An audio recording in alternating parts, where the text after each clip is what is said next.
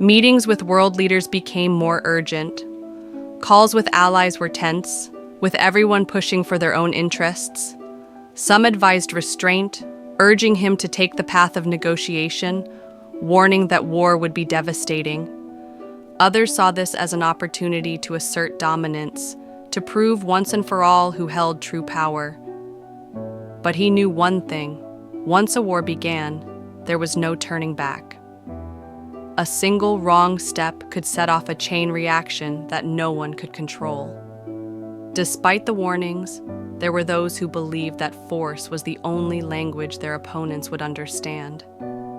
The leader faced pressure from all sides: military advisors who laid out battle strategies, economic experts who calculated the costs of prolonged conflict, and citizens who were split between fear and fury.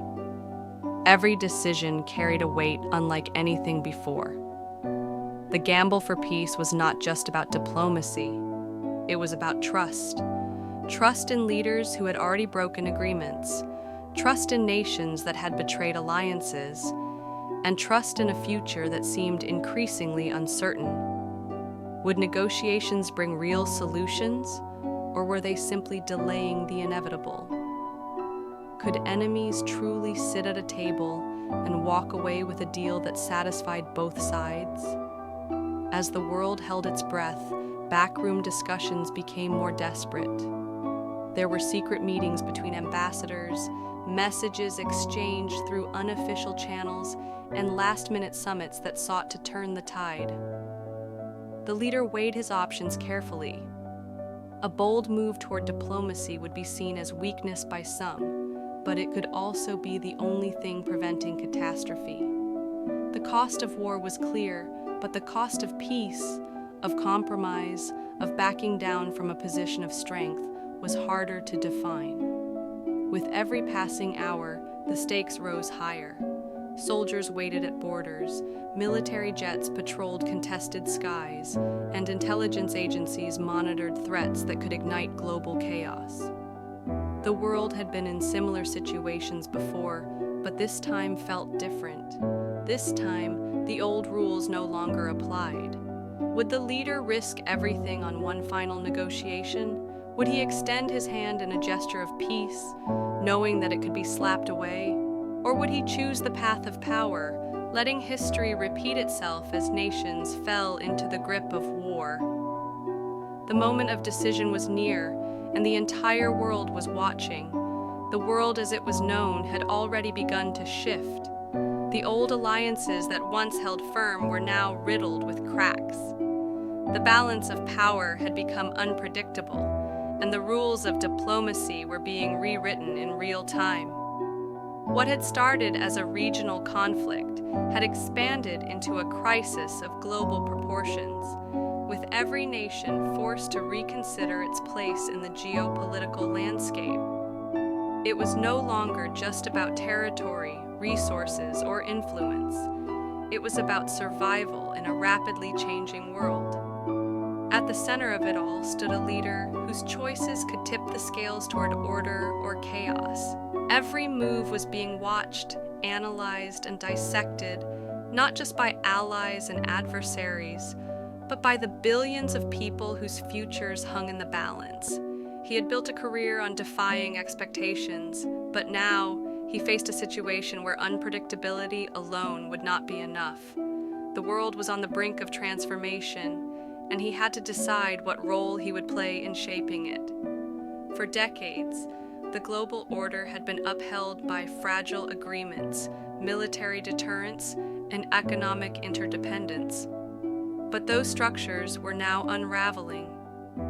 The international organizations that once promised stability found themselves powerless in the face of rising aggression. The treaties that had kept wars at bay were being questioned, and the financial systems that had driven economic growth were now being weaponized against those who dared to challenge the status quo. Some nations saw an opportunity in the chaos. They sought to assert dominance, to reshape borders, and to establish new spheres of influence. Others tried to hold on to the past, clinging to fading alliances and outdated strategies, hoping to restore a world that no longer existed. Meanwhile, millions of people found themselves caught in the crossfire, civilians who had no say in the decisions that would determine their fate. The leader understood that whatever came next would not be a return to what once was. The old world was gone, and in its place, something new had to emerge. The question was, would it be built through diplomacy or destruction? Would nations come together to forge a new kind of order, or would they tear each other apart in a desperate struggle for dominance? Powerful figures from all sides worked behind the scenes, making secret deals and forming unlikely alliances. The balance of power was shifting in ways no one could fully predict. Economic sanctions were met with countermeasures, military threats with strategic repositioning, and propaganda with counter-narrative. The world stood on the edge of an abyss. Old alliances were crumbling, new powers were rising, and a single decision could change the course of history forever. In the midst of uncertainty, one leader found himself at the center of it all, facing impossible choices, relentless enemies, and the weight of a world desperate for order. Would he be the architect of a new era or the catalyst for chaos? The world had grown accustomed to uneasy peace.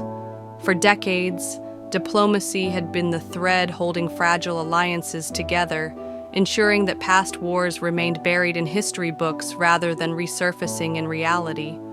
But beneath the surface, tensions simmered.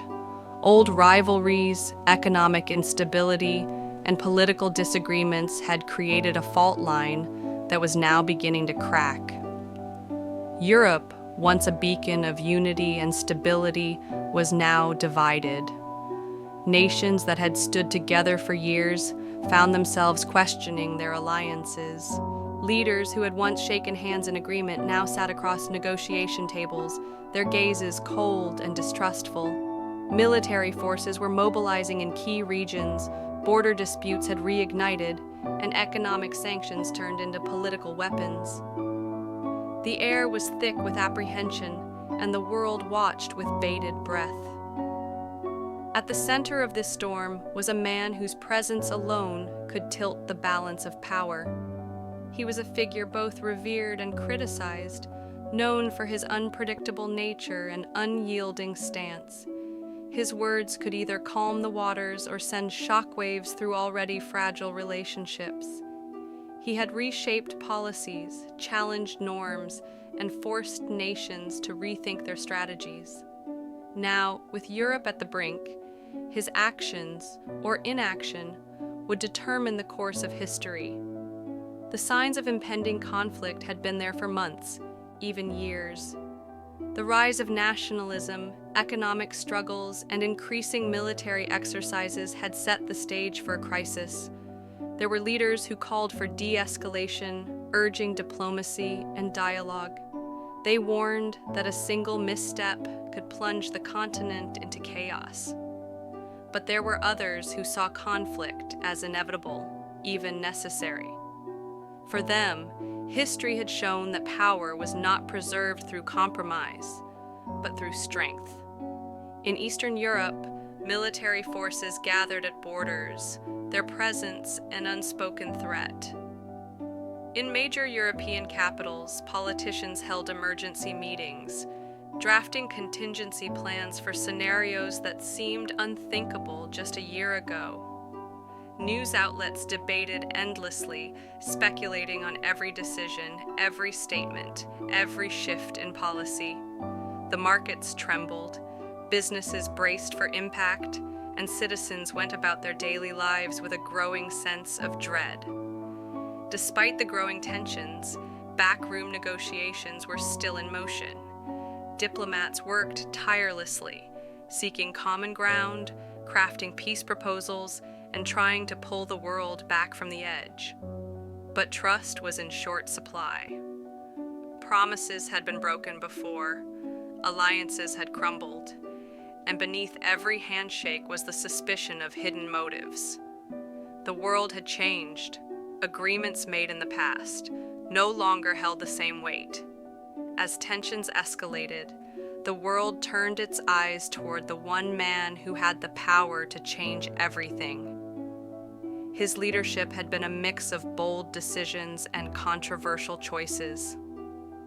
He had reshaped global policies, strengthened some alliances while breaking others, and positioned himself as both a negotiator and a disruptor. Now, with the stakes higher than ever, his next move would determine whether the world would step back from the brink or plunge headfirst into darkness. Meanwhile, in the streets of Europe, ordinary people continued their lives, hoping that their leaders would find a way to prevent catastrophe. Mothers sent their children to school, business owners opened their shops, and workers went about their daily routines. But underneath their normalcy was an unshakable fear.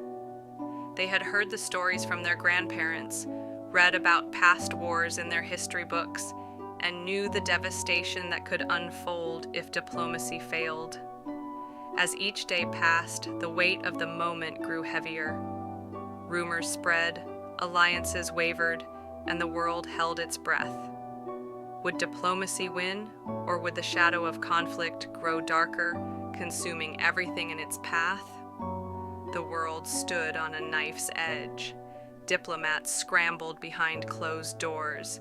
Military leaders watched their screens with cold calculation, and the public braced for the worst. Tensions in Europe had escalated beyond mere political disputes.